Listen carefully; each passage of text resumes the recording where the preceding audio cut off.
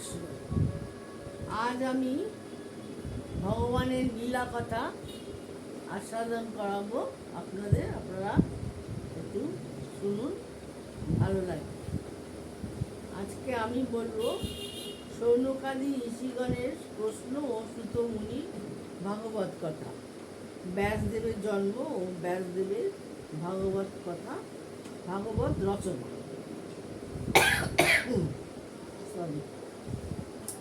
নারায়ণ নমস্কৃত্য নরং চৈব নরোত্তম দেবী সরস্বতী ব্যাসং তত জয় মুদিরয়ে প্রণমিয়া ভক্তিভরে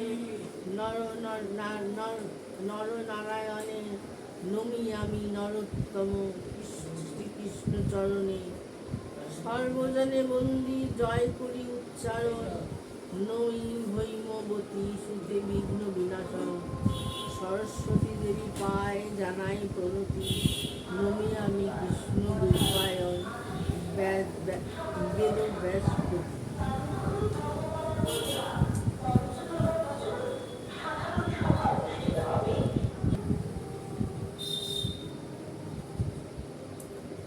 আমি পাঠ শুরু করি, ভুল ত্রুটি হলে মার্জনা করি।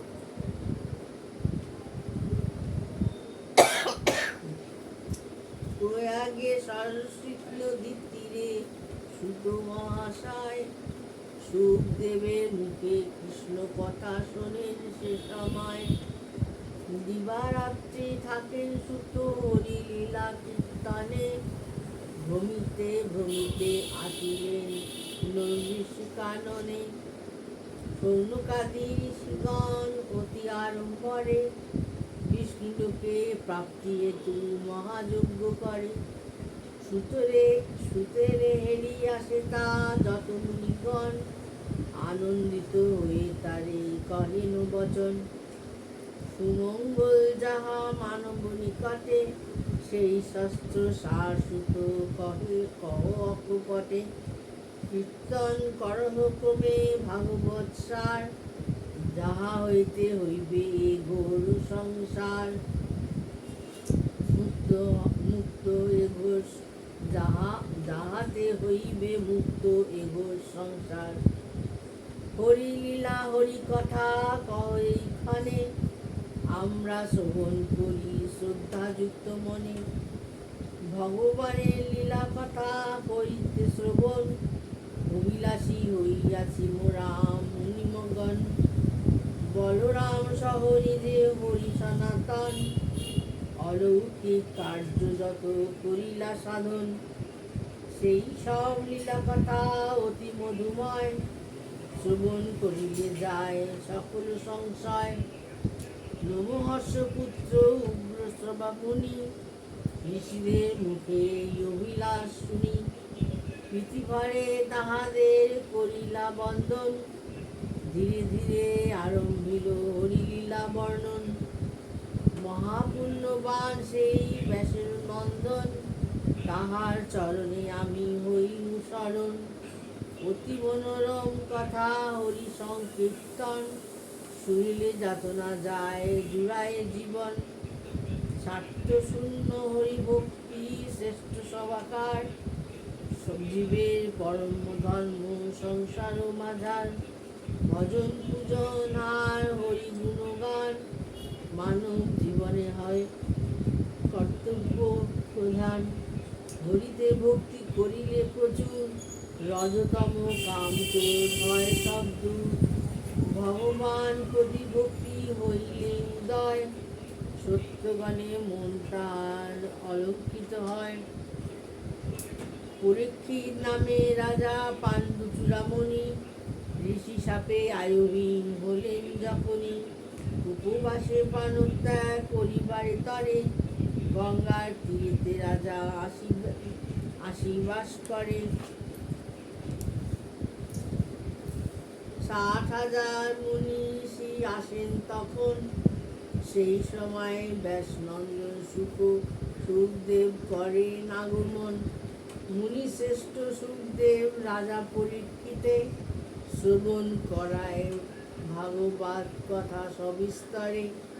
শুনো শুনো মুনিগণ আমার বচন ব্যাসনন্দ সুখদেব আসিয়া যখন ভগবৎ সার কথা নিকট কাছে কয়, শুনিয়াছিলাম আমি তার অনুগ্রহে লুঙ্গ উলঙ্গ হইয়া সুখদেব চলিলেন বনে, পথ মাঝে সরোবরে পড়িল নয়নে, সেই সরোবরে মাঝে অপ্সরার দল নগ্ন হয়ে জলক্রিয়া করে অবিরল।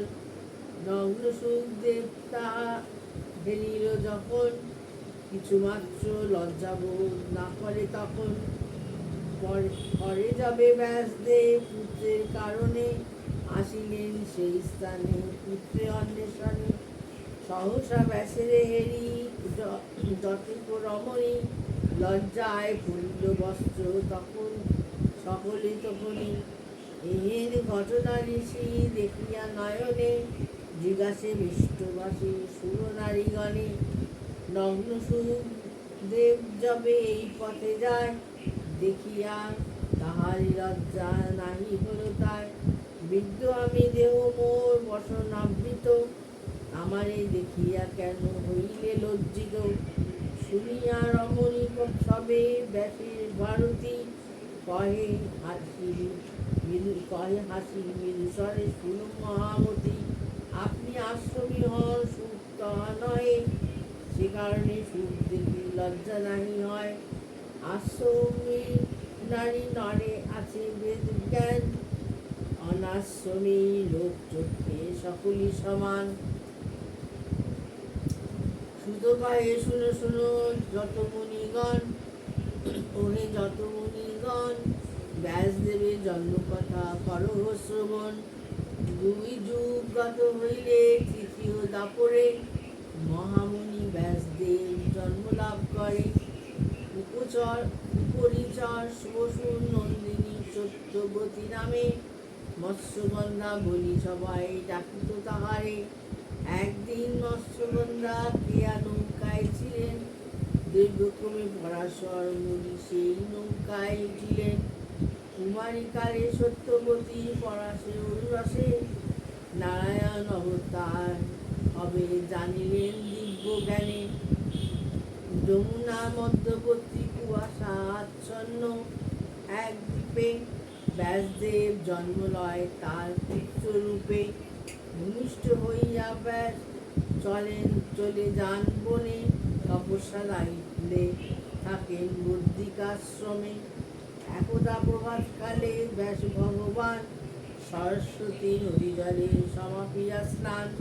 আহ্নিক শেষ করি অতি শুদ্ধ মনে, বদরিকাশ্রমে বসি করেন চিন্তন। কি করিলে জগৎ হইবে কল্যাণ, চিন্তায় বিভোর হন ব্যাস ভগবান। ভাবিতে ভাবিতে তিনি করিলেন স্থির, চিত্তশুদ্ধি করিবে সকল প্রাণী। এত চিন্তা করি ব্যাস সনাতন, দেব পুরাণ 60,000 গ্রন্থ করিলে রচন। এত শাস্ত্র রচিষি কাতর অন্তরে, মনে নাহি তৃপ্ত পান সংসার ভিতরে। সরস্বতী তীরে বসি চিন্তিত অন্তরে, ভাবেন আপন মনে সংসারের তরে। সরস্বতী তীরে বসি কৃষ্ণ দ্বৈপায়ন, এই রূপে মহাদুঃখ করেন যখন। দেবের পুত্র ঋষি গুরুদেব নারদ প্রবর, সহসা ব্যাসদেবের নিকট আসিলেন সত্তর। গুরুদেব দেখিয়া ব্যাস প্রফুল্লিত মনে, যথোচিত পূজা করি দিলেন আসন। তারপর মহারিষি নারদ তখন, জিজ্ঞাসে ব্যাসেরে করি আসন গ্রহণ। বলো হে মুনিবর তোমার কুশল, যেহেতু তোমার মোর দেখি চঞ্চল। কহ কহ মহাভাগ পরাশর নন্দন, তোমার আত্মাও দেহরতি আছে কুশল। কেন তবে তপবন তুমি বিষাদিত, শোকে কেন তব চিত্ত হইয়া আচ্ছাদিত।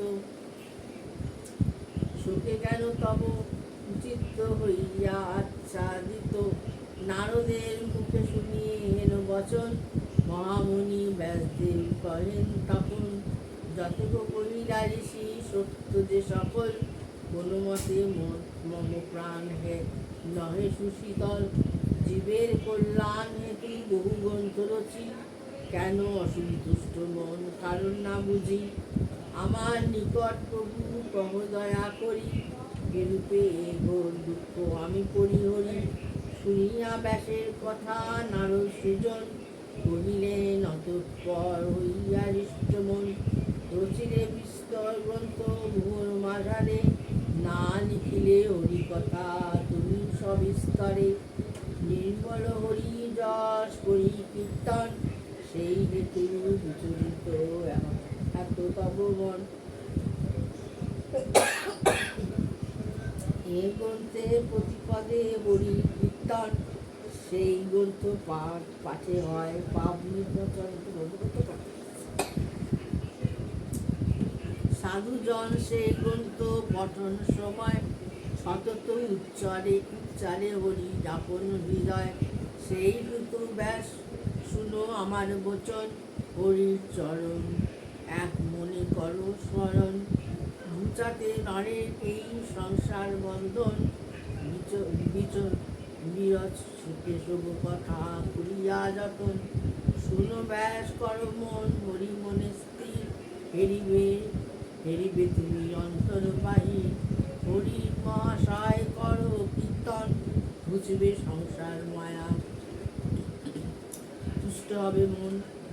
শুনিয়া নারদ মুখে মহা উপদেশ, কামাদি বিপুল ব্যাস করিলেন শেষ, ভক্তিযুক্ত মনে নির্মল হইল, নিধি মাঝে ঈশ্বরের মূর্তি প্রকাশিল, ঈশ্বরের মায়া ক্রমে পরিদর্শন, ছপিল ব্যাস তাহে নিজ প্রাণম, শ্রীকৃষ্ণ করিলেন ভক্তি মায়া নাহি রয়, দূরে যায় মহল হয় জ্ঞানোদয়, হেন মায়া বুঝি তব ব্যাস শিরোমণি, রচিলেন ভাগবত অমৃতের খনি, যেই শুনে ভগবত অমৃত বচন, ভক্তি যোগে সেই হারে শিহরির চরণ, অতঃপর মুনি করহ শ্রবণ, ভাগবত নিজে ব্যাস করিলা রচন, যথাক্রমে শ্লোক করিয়া শোধন, আপন পুত্র সুখদেব করে অধ্যাপন, হরে কৃষ্ণ রহিল গীত হরি কথা সার, ভাগবত শ্রবণ হইবে প্রেমের সঞ্চার। ভুল ত্রুটি হলে মার্জনা করবেন, রোজ একটা করে পড়ব, আপনারা শুনবেন। এখন শ্রাবণ মাস চলছে, হরির কথা শোনা ভালো। নমস্কার। লাইক শেয়ার কমেন্ট করে দেবেন, আর at the rate of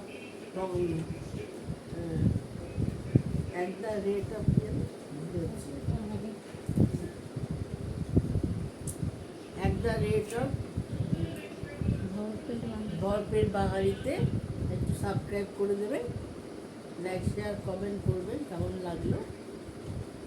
এই কথা একটা শতলীলা ভাগবত, শতলীলা ভাগবত, এই বইটা পাঠ করব, আপনারা রোজ শুনবেন, ভালো লাগবে।